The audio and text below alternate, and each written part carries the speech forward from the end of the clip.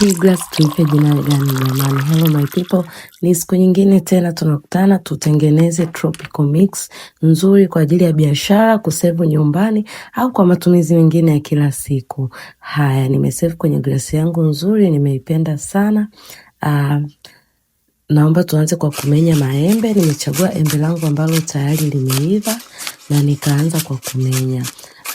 Chagua maembe mazuri, na nakumbusha pia full recipe ya hii juisi unaipata kwenye madarasa yangu au njoo kwenye YouTube andika Jesse Elites, utaipata huko full recipe na kila kitu zinapatikana huko. Baada ya hapo, hatua iliyofuata nimemenya nanasi. Leo nanasi nimepata bichi kidogo, lakini haikuwa kesi, bado limependeza, lilikuwa ni tamu.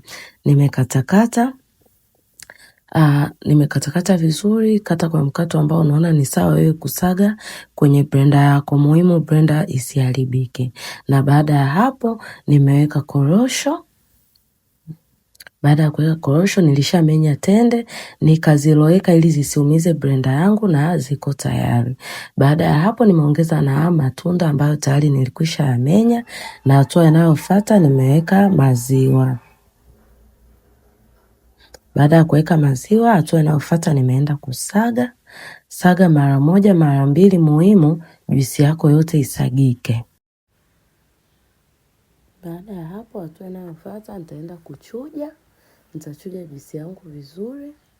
Na baada ya kuchuja juisi yangu itakuwa iko tayari. Ni nzuri, ni tamu sana sana sana.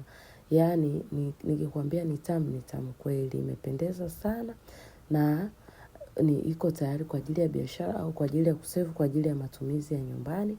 Full recipe utaipata kwenye madarasa, na kama haujajipatia vitabu vyangu viwili vya biashara ya juisi unapitwa. Kuna punguzo ya kupata soft copy ya vitabu kwa 15,000 tu.